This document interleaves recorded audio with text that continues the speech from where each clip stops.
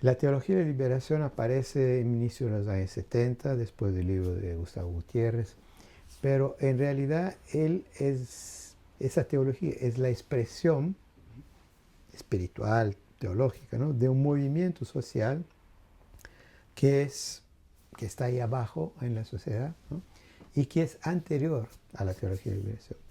Ese movimiento, que yo lo llamo el cristianismo de la liberación, aparece en América Latina en inicio de los años 60, después de la Revolución Cubana, después de la elección de Juan XXIII en el Vaticano. Eh, Son dos procesos de cambio, uno en la Iglesia y otro en América Latina, que se encuentran. Y a partir de 1960 aparece primero en Brasil, en la Juventud Universitaria Cristiana y en otro movimiento de la Iglesia, una corriente de izquierda que plantea una reinterpretación de la doctrina social de la Iglesia, etcétera, en términos bastante críticos del capitalismo, del imperialismo, incorporando elementos del análisis marxista, ¿no? Bueno, eso ya aparece muy temprano, en 1960, después se va a extender a las comunidades de base, a sectores de la iglesia, órdenes religiosos, los dominicanos, los franciscanos, los jesuitas, después algunos obispos. Bueno, se va desarrollando todo un movimiento, primero en Brasil, después en otros países. En Colombia hay Camilo Torres, que incluso va a participar en la guerrilla, donde muere, ¿no? Y bien, todo eso, después de la conferencia de Medellín, de los obispos latinoamericanos, que adopta resoluciones bastante avanzadas. Entonces, todo un movimiento de la iglesia, pero también en movimientos sociales, las pastorales populares, las comunidades de base, con proyecciones en movimientos sociales y políticos, y finalmente viene la teología de liberación, ¿no?, como expresión de ese movimiento, que sigue, ¿no? Entonces, la teología de la liberación es un poco la punta del iceberg, ¿no? Y ahí abajo está ese movimiento social en que hay centenas de miles o quizás millones de gentes participando, ¿no? Bueno, y ese movimiento eh, tiene una teología y un pensamiento latinoamericano, ¿no? Es decir, las cuestiones teológicas y políticas vistas desde el punto de vista de América Latina, y con un enfoque muy radical, ¿no? Una crítica del sistema, ¿no?, una crítica del capitalismo, incorporando elementos de Marx, una perspectiva utópica, si se quiere, un socialismo cristiano, etcétera, pero sobre todo una nueva manera de concebir los pobres, ¿no? Es decir, la iglesia siempre tuvo una atención muy grande a los pobres, pero con una visión caritativa, ¿no? El pobre como objeto de la atención, de la caridad, del cuidado de la iglesia. Bueno, con la teología de la liberación, con el cristianismo de la liberación, el enfoque cambia profundamente, porque ahora el pobre es visto como sujeto de su propia liberación, actor de su propia historia. Y los cristianos tienen que participar en ese proceso histórico de liberación, autoliberación de los pobres. Entonces, esa es una mudanza radical.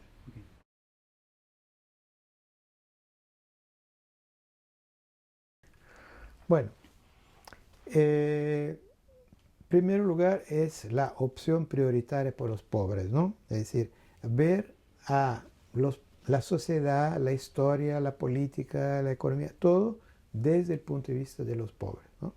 Pero los pobres como sujeto histórico, ¿no? Es lo que yo decía, ¿no? Bueno, después hay la pregunta, bueno, hay una frase famosa de Dom Helder Câmara, famoso obispo, después cardenal brasileño, que decía: en cuanto yo insistía que debemos ayudar a los pobres, la gente, la prensa, etc., decían que yo era un santo.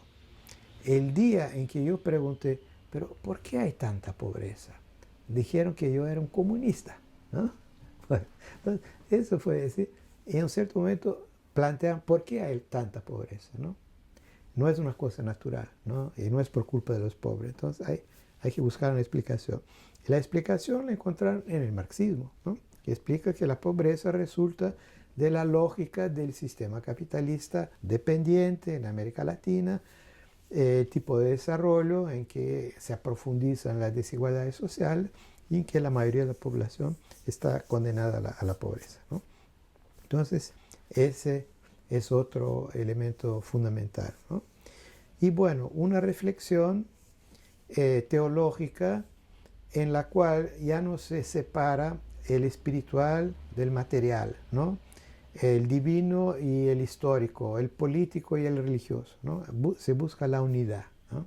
Es una visión monista, si se quiere, ¿no? Y es una visión que se inspira en el Evangelio cristiano, obviamente, pero también mucho en el Antiguo Testamento, ¿no?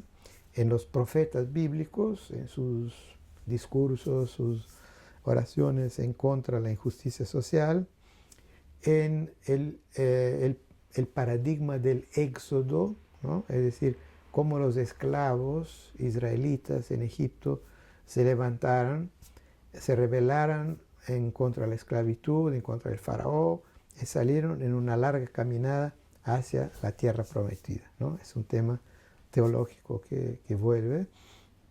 Bueno, entonces es una renovación profunda de la teología cristiana, católica, partiendo obviamente de la tradición, del Evangelio, etcétera, de la Biblia, pero dándole una nueva interpretación.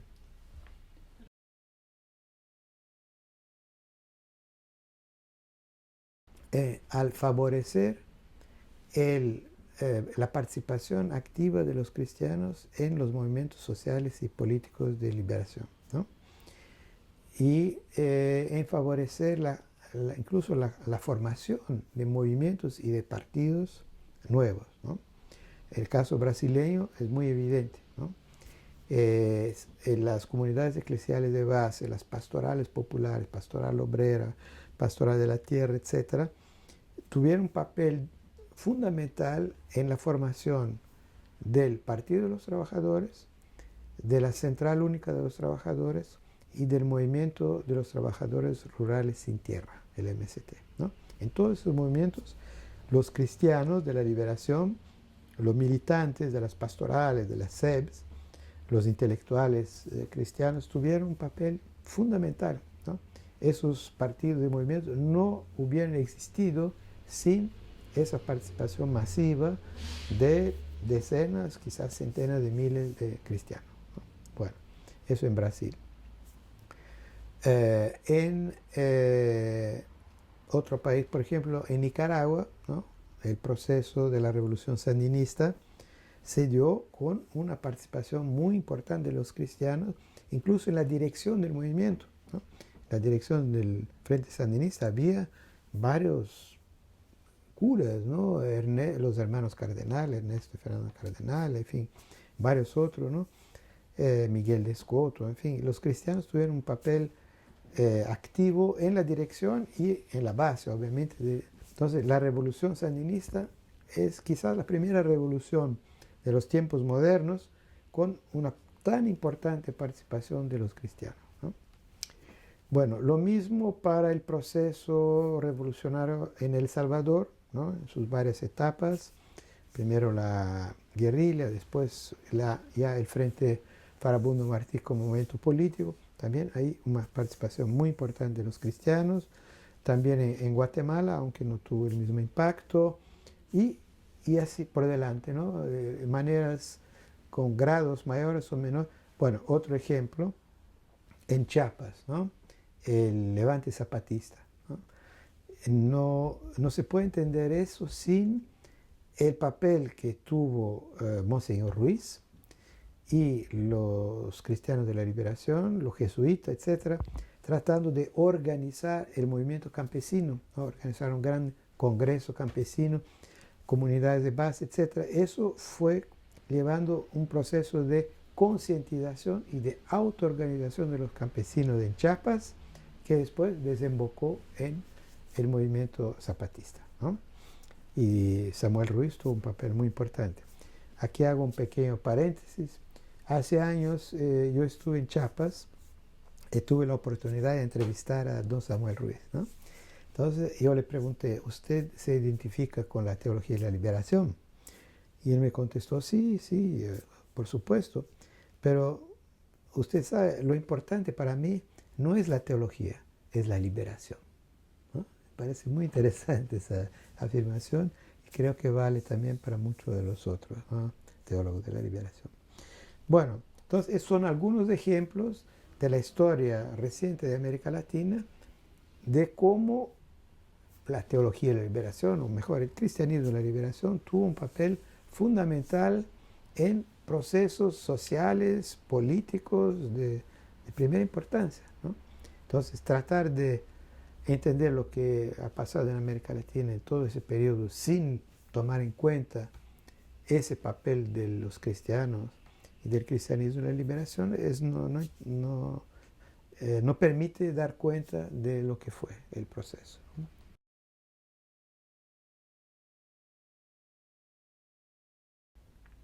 Porque, primero, por una razón muy sencilla, es que el pueblo, ¿no?, y los pobres en América Latina son religiosos, ¿no?, son creyentes. Cosa que no pasa en Europa, o mucho menos, ¿no? Es decir, hubo un proceso de alejamiento de la religión, de la iglesia, en Europa, ¿no? En todos los países de Europa, incluso los países más católicos, ¿no? Sobre todo las clases populares, la clase obrera, ¿no? Bueno, no, ese proceso de secularización muy avanzado no hubo en América Latina, o mucho menos, ¿no? Entonces, el pueblo es cristiano, ¿no?, sus varias formas, ¿no?, predominantemente católico. Lo que no impide que haya otras religiones afroamericanas, indígenas, etcétera, ¿no?, pero muchas veces mezcladas con el cristianismo. Bueno, entonces es previsible que cuando el pueblo se levanta, ¿no?, la religión está presente. Y eso viene de lejos, ¿no? La Revolución Mexicana, por ejemplo, la gente salía con la Virgen de Guadalupe, ¿no? Bueno, entonces es parte de la historia de América Latina. Pero eso se está dando mucho más a partir de los años 60, cuando surge un movimiento que es a la vez político y religioso, social, político, social y religioso, que es el cristianismo de la liberación, ¿no? Entonces, con el cristianismo de la liberación, esta combinación entre lo político y lo religioso gana una proyección mucho mayor, ¿no? Mucho mayor, porque entonces aparece un actor político-religioso, socio-religioso, que va a tener, como he tratado de enfatizar, un papel determinante, ¿no? Entonces creo que sí, obviamente la religión siempre estuvo presente en la historia política de América Latina, muchas veces del lado conservador, evidentemente. A partir de los años 60 pasa a estar presente en el campo de las luchas de liberación, ¿no? Entonces, eso es algo, un factor nuevo, ¿no?, de cierta medida.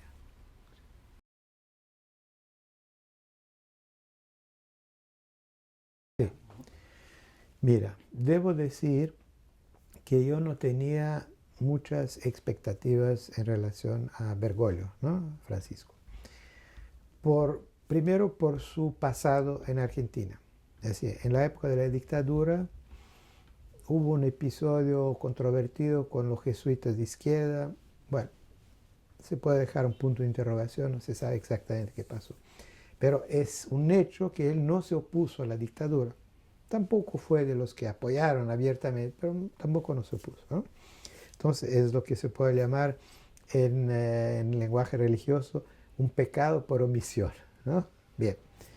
Y sus tomas de posición en Argentina no eran muy progresistas, ¿no? Él En fin, se enfrentó con el gobierno de Kirchner, pero más por posiciones conservadoras. Entonces, yo no tenía mucha expectativa. Además, considerando que él fue elegido por una conferencia, ¿no?, de cardenales que fueran todos nombrados por Juan Pablo II y Benedicto XVI, ¿no? Entonces, por dos papas muy conservadores, ¿no? Entonces, no tenía mucha expectativa. Y por tanto, fue una gran sorpresa al ver las primeras medidas, no, los primeros discursos que hizo, ¿no?, las primeras medidas que tomó, sus primeros documentos. Fue una gran sorpresa, ¿no? Yo no lo esperaba. Francamente, me quedé muy agradablemente sorprendido, ¿no? Por ejemplo, el discurso que hizo en Famagusta, denunciando la política deshumana del gobierno italiano y de la comunidad europea hacia los inmigrantes venidos de África, ¿no? Fue tuvo mucho coraje, ¿no? Porque la opinión pública en Italia es muy hostil a los inmigrantes, ¿no? Entonces fue corajoso, ¿no? Y enseguida una serie de otras medidas, ¿no?, iniciativas. El documento que sacó sobre los problemas de la economía, bastante crítico del capitalismo, del neoliberalismo, y, y el enfrentamiento con los sectores conservadores de la curia, etc. Entonces, realmente hubo un cambio, ¿no? Es decir, casi como si no fuera el mismo hombre, ¿no? ¿Qué pasó? No tengo explicación, ¿no? Pero es un hecho, ¿no? Es un hecho que a partir del momento en que fue elegido Papa, apareció como otro hombre, ¿no? Obviamente los estudiosos pueden, estudiando sus textos y sus prácticas anteriores en Argentina, pueden apuntar que sí hay elementos de continuidad. Obviamente no salió de la nada, pero creo que algo cambió, ¿no? Algo cambió, ¿no? Y bueno, quizás se podría comparar con Juan XXIII, que también fue elegido, no se esperaba nada, ¿no? Y de repente fue el gran innovador de la iglesia, el hombre que convocó el concilio, en fin, hombre que cambió la historia de la iglesia, ¿no? Entonces, acontecen esas cosas, ¿no?, sorprendentes, ¿no?, en la historia de la iglesia. Bueno, entonces me parece que también los cardenales que lo eligieron probablemente deben estar sorpresos, ¿no? No lo eligieron para que cambiara, ¿no?, tan rápidamente el funcionamiento. Bueno, en cierta medida había el sentimiento que la iglesia tenía que cambiar, porque estaba en una crisis muy grave, problemas de corrupción, problemas de, en fin, problemas sexuales, en fin, cosas muy complicadas. Bueno, había un sentimiento que había que hacer una limpieza, ¿no? Pero él ha ido mucho más allá de eso, ¿no? Entonces, creo que es algo que está en pleno desarrollo, ¿no? No se sabe hasta dónde va a ir, pero ya provocó un cambio muy profundo en el pensamiento y en el funcionamiento de la iglesia, ¿no?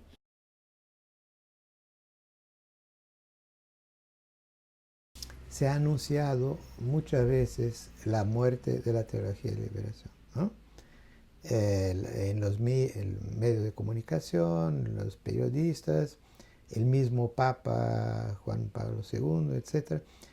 Claro, a ellos les gustaría, ¿no?, que desapareciera. Entonces, vuelta y media, no sé si, pero ya, ahora sí, ya murió la teología. Bueno, primera equivocación, después que cayó el muro de Berlín, se dijo, bueno, ahora se acabó la teología de liberación. La teología de liberación no tenía nada que ver con el muro de Berlín, o con la Unión Soviética, o con el llamado socialismo real. Nunca fue una referencia para ellos, ¿no? Contrariamente a los partidos comunistas tradicionales, ellos nunca se refirieron a la Unión Soviética o a Polonia, qué sé yo, como su, digamos, gran paradigma, etc., ¿no? No venía de ahí su inspiración, ¿no?